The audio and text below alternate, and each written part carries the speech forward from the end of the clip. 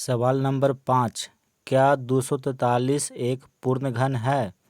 तो पहले चेक करिए कि यह पूर्ण घन है कि नहीं। यहाँ देखिए सवाल नंबर 5 को लिख लिए हैं, ठीक है। इसको हम हल करते हैं। तो सबसे पहले तो इसका अभाज्य गुणनखंड हम निकालेंगे 243 का। देखिए 243 2 से नहीं कटेगा, 3 से कट जाएगा, 3 से, ठीक है। 3 8 24, 3 एकम 3, 81 है, 3 से कट जाएगा 27 बार में।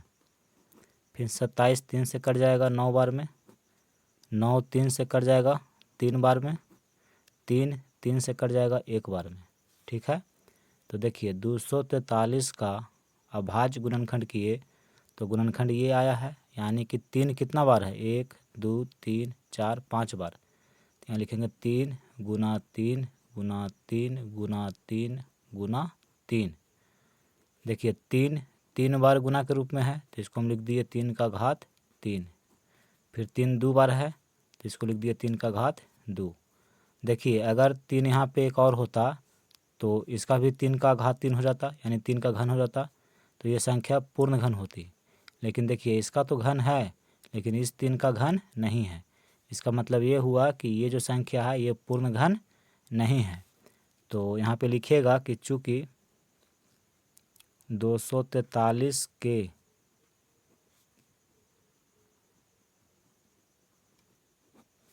अभाज्य गुणनखंड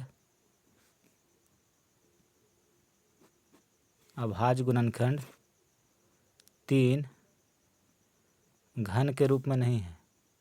देखिए 243 का एक अभाज्य गुणनखंड है 3, और ये घन के रूप में नहीं है, तो लिख दीजिएगा 3 घन के रूप में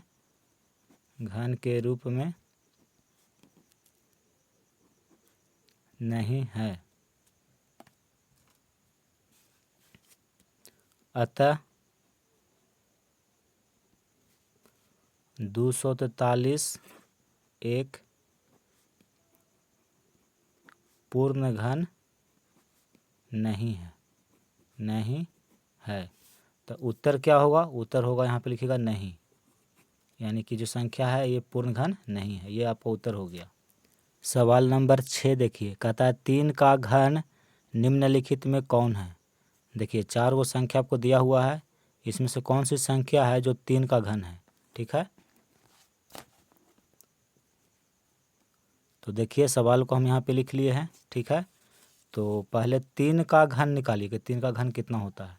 यहाँ देखिए 3 का घन, तो देखिए 3 का घन हम निकालते हैं। 3 का घन यानी कि इस संख्या को हम 3 बार गुना कर देंगे, जो गुणनफल आएगा वही घन कहलाएगा इस संख्या का। तो 3 तिया 9, 9 तिया 27, यानी कि 3 का घन 27 होगा। तो देखिए ऑप्शन 2 ये सही है, सही उत्तर है। सवाल नंबर 7, 100 का घन निम्नलिखित में कौन है? देखिए 4 को आपको ऑप्शन दिया हुआ है, जिसमें एक ऑप्शन सही है। तो 7 नंबर सवाल को यहाँ पे लिख लिए हैं, 100 का घन, ठीक है। तो देखिए 100 का घन हम निकालते हैं, तो इसको हम 3 बार गुना कर देंगे, 100 गुना 100 गुना 100, ठीक है। 1 को 1 से गुना किए 1, फिर 1 को 1 से गुना किए 1, और जीरो की संख्या कितनी है? 2 2 4 2 6 जीरो है, तो 6 जीरो हम यहाँ पे लिख देंगे। अब देखिए किस ऑप्शन में 1 पर 6 जीरो है, तो इसमें देखिए 1 पे 6 जीरो है, यानी कि ऑप्शन 4 सही है। देखिए सवाल नंबर 8 कहता है रिक्त स्थानों को भरे। पहला 10 का घात 3 है, यानी कि 10 का घन आपको निकालना है। तो यहाँ देखिए पहला सवाल 10 का घन, यानी कि इसको हम लिखेंगे 10 गुना 10 गुना 10, ठीक है। 10 का घात 3 है, इसका मतलब 10 को 3 बार गुना करेंगे। तो देखिए 1 में 1 से गुना किए 1 हुआ, फिर 1 को 1 से गुना किए 1, और शून्य 3 गो है, तो यहाँ पर 3 शून्य बैठा देंगे, यानी कि इसका घन 1000 होगा। तो खाली स्थान है, तो यहाँ पे लिखिएगा 1000, ये आपका उत्तर हो गया। सवाल नंबर 2 देखिए, इसमें दिया हुआ है 1 + 2 + 3 का घन, इसका घन कितना होगा? तो देखिए सवाल नंबर 2, 1 + 2 + 3 और इसका घन निकालना है, ठीक है। तो 1 और 2 3 और 3 6, ये तीनों को जोड़ दिए तो 6 हुआ और 6 का घन है। तो 6 का घन यानी कि 6 को हम 3 बार गुना कर देंगे। तो देखिए 6 छक 36 और 36 को 6 से गुना कर दीजिए। तो 6 छक 36, हाथ में रहा 3, 6 तिया 18 और 3 21, यानी कि 216 आया। तो यहाँ पे लिखिएगा 216, ये उत्तर हो गया। सवाल नंबर 3 देखिए, इसमें दिया हुआ है इसका घन निकालना है। तो देखिए 8 - 1 - 3 का घन, देखिए 8 है, ये दोनों माइनस में है, -1 और -3, तो दोनों को जोड़ देंगे तो -4 हो जाएगा। -3 और -1 दोनों जुट गया तो -4, इतना का घन। देखिए 8 में 4 घटा देंगे तो 4 बचेगा, यानी कि 4 का घन निकालना है। तो 4 का घन यानी कि 4 × 4 × 4, तो 4 में 4 से गुना किए 16 और 16 को 4 से गुना करेंगे तो 64 होगा, यानी कि इसका उत्तर 64 है। सवाल नंबर 4 देखिए, इसमें दिया हुआ है 2 × 5 और इसका घात 3 है, यानी कि इसका घन निकालना है, ठीक है। तो यहाँ देखिए सवाल नंबर 4, 2 × 5 का घन, इसको घन पढ़ते हैं। तो 2 को 5 से गुना कर दीजिए, 10 हो जाएगा और 10 का घन निकालना है। तो 10 का घन यानी कि 10 × 10 × 10, तो 10 में 10 से गुना करेंगे तो 100 होगा, 100 को 10 से गुना करेंगे तो 1000 हो जाएगा, यानी कि इसका उत्तर है 1000। सवाल नंबर 9, 3000 को निम्नांकित में से किस संख्या से भाग देने पर भागफल परिपूर्ण घन होगा, ठीक है। तो देखिए सवाल नंबर 9 है, सबसे पहले तो इसका अभाज्य गुणनखंड करिए। 3000 है, देखिए 3000, तो इसका अभाज्य गुणनखंड करेंगे, ये 2 से कट जाएगा, 15 दूनी का 30 और 2 जीरो तो यहाँ बैठा दिए। फिर देखिए 2 से कटेगा, 2 सत्ते 14, 2 पचे 10, 1 जीरो।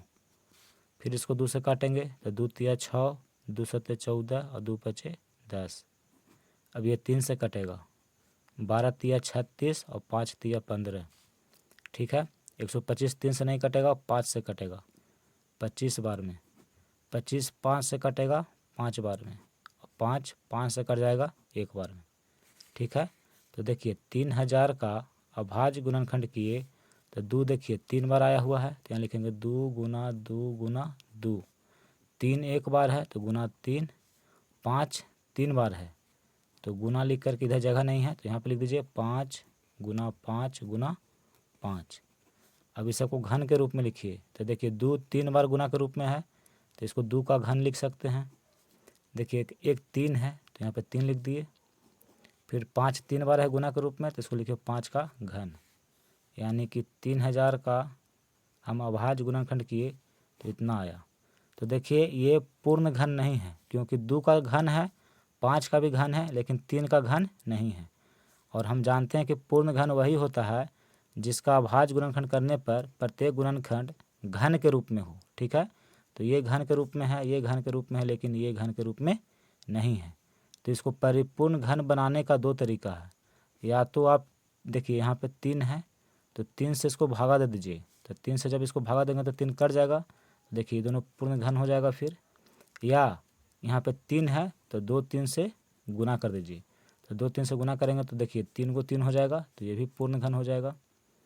तो इसको 2 तरीका है, या तो इससे भागा दे दीजिए 3 से, या फिर 9 से गुना कर दीजिए। तो कहता है कि किस संख्या से भाग देने पर, यानी कि भाग देना है, ठीक है। तो ये है, इसको अगर हम 3 से भाग दे देंगे तो देखिए 3 से 3 कट जाएगा, तो बाकी बचेगा ये, और ये क्या है, पूर्ण घन है।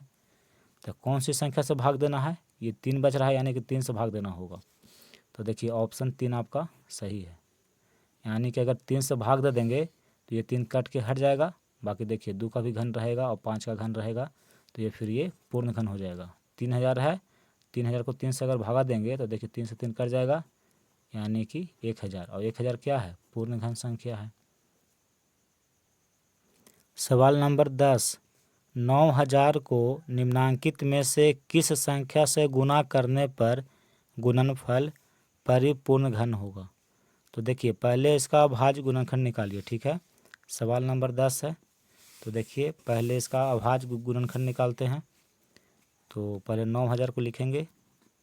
देखिए 2 से कटेगा, 45 दूनी का 90 होता है, 2 जीरो बैठ गया। फिर 2 से कटेगा, 22 दूनी का 44 और 5 दूनी का 10, 1 जीरो बैठ गया।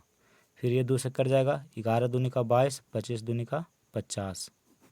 अब ये 2 से नहीं कटेगा, 3 से कटेगा, 3 तिया 9, 3 सत्ते 21 और 3 पचे 15। आप 1125 को 3 से भाग दे करके देख लीजिएगा, भागफल इतना आएगा, ठीक है। फिर ये 3 से कटेगा, 12 तिया 36 और 5 तिया 15। अब देखिए 125 3 से नहीं कटेगा, 5 से कटेगा, 5 से काटेंगे तो ये 25 बार में कट जाएगा। 25 5 से काटिएगा तो 5 बार में कट जाएगा, 5 5 से काटिएगा तो 1 बार में कट जाएगा, ठीक है। तो 9000 का अभाज्य गुणनखंड किए तो देखिए 2 आया है 3 बार, यहाँ लिखेंगे 2 गुना 2 गुना 2। फिर देखिए 3 आया है 2 बार, तो यहाँ लिखेंगे 3 गुना 3, ठीक है। 5 आया है 3 बार, तो यहाँ पे गुना लिखेंगे। फिर यहाँ पे लिखेंगे 5 गुना 5 गुना 5। तो देखिए जितना भी गुणनखंड है सभी को यहाँ पे हम लिख लिए। 2 देखिए 3 बार है गुना के रूप में, तो इसको लिखेंगे 2 का घन, ठीक है, गुना है। 3 देखिए 2 बार है, ठीक है, तो इसको लिखेंगे 3 का वर्ग, ये घन नहीं है, ठीक है। फिर देखिए 5 3 बार है, यानी कि 5 का घन। तो कहता है सवाल कि 9000 को निम्नांकित में से किस संख्या से गुना करने पर गुणनफल परिपूर्ण घन होगा। तो 9000 अभी घन नहीं है, ठीक है, क्योंकि देखिए 2 का घन है, ठीक है, 5 का भी घन है, लेकिन 3 का घन नहीं है। और हम जानते हैं कि परिपूर्ण घन संख्या वही होती है जिस संख्या का अभाज्य गुणनखंड करने पर प्रत्येक गुणनखंड घन के रूप में हो। तो ये दोनों घन के रूप में है, लेकिन 3 घन के रूप में नहीं है। तो इसको घन के रूप में बना दीजिए। तो देखिए इसको घन के रूप में बनाने के लिए इसमें कितना से गुना करना होगा। तो इसमें गुना करना होगा 3 से, क्योंकि इसमें एक 3 और कम रहा है। अगर एक 3 और गुना के रूप में रहेगा तो ये भी 3 का घन हो जाएगा, ठीक है। तो इसको गुना करना होगा कितना से, 3 से, यानी कि इस संख्या को अगर हम 3 से गुना कर दे तो ये परिपूर्ण घन हो जाएगा, ठीक है। तो ऑप्शन देखिए 2 आपका सही है, इसमें 3 दिया हुआ है, ये आपका उत्तर हो गया।